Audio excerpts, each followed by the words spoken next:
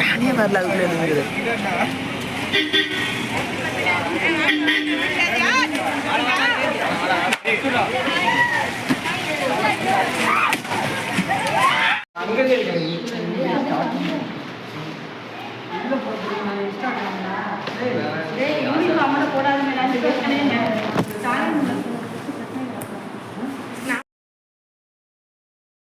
எல்லாரும் நல்லா படிச்சீங்க, நல்லா எக்ஸாம் எழுதிருக்கீங்க, கண்டிப்பாக நல்லா மார்க் வாங்குவீங்க.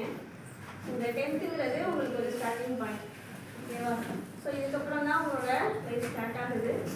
ஸோ இந்த மாதிரி கண்டிப்பாக நல்லா வாங்கிடுவீங்க. இதுக்கு மேலேயும் நல்லா வாங்கணும். அதுக்கான முயற்சிகளை நீங்கள் இப்போலேருந்தே வந்து ஸ்டார்ட் பண்ணணும். இது டீச்சர் சொன்ன மாதிரி, சார் சொன்ன மாதிரி காம்படிட்டிவ் எக்ஸாமுக்கு உங்களோட 10th புக்கு டிஎன்பிஎஸ்சிக்கெலாம் 10th தான் பேசிக் சிலபஸ். ஸோ இந்த புக்ஸை நீங்கள் அடுத்தவங்களுக்கு கொடுக்காம நீங்களே வச்சுக்கோங்க. இதையே நீங்கள் திரும்ப ரிவைஸ் பண்ணி ப்ரிப்பேர் பண்ணலாம். அதே மாதிரி டீச்சர் சொன்ன மாதிரி தொழிற்கல்வி ஏதாச்சும் ஒன்று எக்ஸ்ட்ரா ஒரு விஷயம் கற்றுக்கோங்க. கண்டிப்பாக வந்து எல்லாரும் நல்ல ஜாப் வாங்கி லைஃப்பில் வெற்றி பெற எனக்கு வாழ்த்துக்கள். எல்லோரும் நல்ல எக்ஸாம்ஸ் எழுதிருக்கீங்க, நிறைய ஹார்ட் ஒர்க்லாம் போட்டிருக்கீங்க. எல்லாருக்கும் நல்ல மார்க் கிடைக்கும், நிறைய மார்க் ஸ்கோர் பண்ணணும்.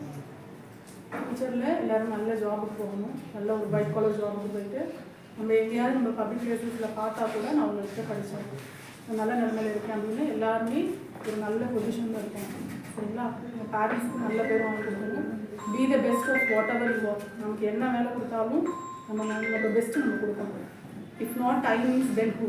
நான் இல்லைன்னா வேறு யார் நல்லா செய்ய முடியும் அப்படிங்கிற கான்ஃபிடன்ஸ் உங்கள் மனசில் இருக்கும். சரியா? அடுத்தடுத்த ஸ்கூல் போகும்போது நீங்கள் எந்த ஸ்கூல்லேருந்து வந்தீங்க அப்படிங்கிற அந்த ஒரு ஸ்டாண்டர்ட் நல்லா தெளிவாக தெரியும். அந்த அளவுக்கு உங்களோட பெர்ஃபார்மன்ஸ் இருக்கும். எல்லாத்துலேயும் நல்ல பெஸ்ட் ஸ்டூடெண்ட்டுங்கிற பேர் வாங்க.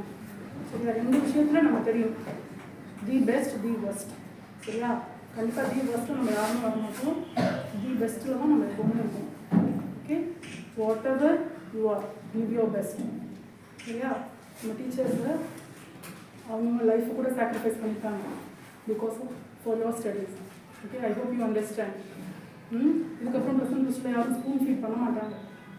இங்கே நம்ம 6th ஸ்டாண்டர்ட்லேருந்து உள்ள இங்கிலீஷ் கிராமர்லாம் சொல்லி கொடுத்தோம்ல, எல்லாம் ஒரு நோட்டில் போட்டுருக்கோம்ல. இப்போ அது காலேஜ் வரைக்கும் உங்களுக்கு தேவையான எல்லாமே அந்த கிராமர் நோட்டில் இருக்குது. So keep it safe. யாராவது ஹெல்ப் கேட்டாங்கன்னா கொடுத்து திரும்ப வாங்கிக்கோங்க. ஜெராக்ஸ் போட்டு வேணாலும் கொடுங்க. அதை மிஸ் பண்ணாமல் வச்சுக்கோங்க. லைஃப் லாங் அது உங்களுக்கு யூஸ்ஃபுல்லாக இருக்கும். உங்கள் குழந்தைங்களுக்கும் நீங்கள் அதை வச்சு சொல்லித்தரலாம். சரியா? அதனால் இங்கே உள்ள ஸ்கூல் ஃபீட், இங்கே உள்ள ஸ்பெஷல் அட்டென்ஷன் போகிற ஸ்கூலில் கிடைக்காது. ஏன்னா அப்புறம் நீங்கள் மெச்சோர்டாக அவங்க ட்ரீட் பண்ணிடுவாங்க. இதெல்லாம் உங்களுக்கு முன்னாடியே தெரியும் அப்படின்னு சொல்லிட்டு. அதனால் என்ன டவுட்டோ அங்கே உள்ளவங்க நல்லா கேளுங்க. நம்மளை ஹூ இஸ் வாட்சிங் அஸ், யார் நம்மளை பார்த்துட்டே இருக்காங்க? காட் இஸ் வாட்சிங் அஸ். சரியா? ஸோ நம்ம மனசாட்சிக்கு நம்ம உண்மையாக இருக்கணும். Be honest.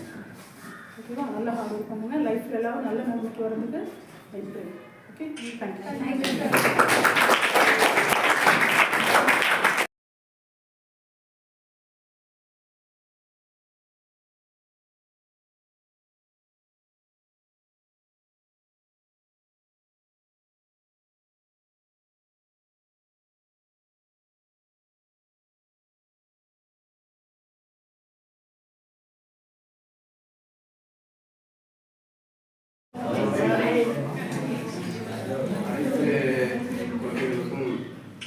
அன்பான மாலை வணக்கம்.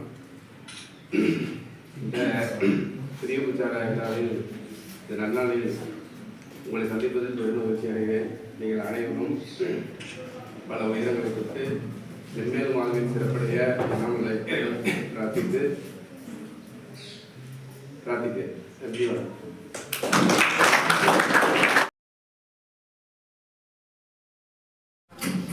எல்லாருமே நல்லா படிச்சிங்க. உங்களை படிக்க வைக்கிறதுக்காக ஒத்துழைப்பு கொடுத்த பேரண்ட்ஸ் ரொம்ப நன்றியை தெரிவிச்சுக்கிறேன். ஏன்னா நான் 8 மணி வரைக்கும் படிக்க வைப்பேன் அப்படின்னு சொல்லி ஸ்டபனாக ஃபோனில் பேசும்போது எல்லா பேரண்ட்டுமே ஒத்துக்கிட்டாங்க. பேரண்ட் ஒத்துக்கலைன்னா அவங்க நல்லா உட்காந்து படிக்க முடியாது. நீங்கள் முடியாதுன்னு சொன்னாலும் உங்கள் பேரண்ட்லாம் என்ன பண்ணாங்க, அஸ்லமம்மா நீங்கள் எத்தனை மணிக்கு வேணாலும் விடுங்க, படிக்க வச்சா போதும் எனக்கு அப்படின்னு சொல்லிட்டாங்க. அதே மாதிரியே அப்சலமும் அப்படி தான் சொன்னாங்க, நீங்கள் 10 மணிக்கு விட்டாலும் நான் வச்சுக்கிறேன் அப்படின்னாங்க. ஸோ அதனால் நீங்கள் படிக்கிறதுக்கு உங்கள் பேரண்ட்ஸோட ஒத்துழைப்பு இருந்ததுனால என்னால் இங்கே ஸ்டாண்ட் பண்ண முடியுது. பட் இதோட உங்களோட படிப்பை விட்டுறாதீங்க. இங்கே நான் கிளாஸ் எடுக்கிறதுக்கு எனக்கு ஃபஸ்ட்டு ஹெச்எம் சார் கொடுத்த பர்மிஷன் நான் அவங்க ஃபஸ்ட்டு தேங்க்ஸ் சொல்கிறேன். சார் அதெல்லாம் முடியாது, 6 வீட்டுக்கு போனால் ஒன்றும் பண்ணிக்க முடியாது இல்லையா? கிளம்பி டீச்சர்னால கிளம்புனா நீங்கள் போங்க சார் நான் வரேன்னு சொல்லிட்டு அனுப்பிவிட்டுட்டு நான் இங்கே உட்காந்து 8 மணி வரைக்கும். அதுக்கு சாருக்கு நான் முதல்ல நன்றியை சொல்லணும். நீங்கள் இந்த படிப்பை இதோட விட்டுறாமல் நீங்கள் +1 +2 படிச்சுட்டு நிறைய குரூப் எக்ஸாம் வரும் டிஎன்பிஎஸ்சியில் அதில் நீங்கள் நல்லா ப்ரிப்பேர்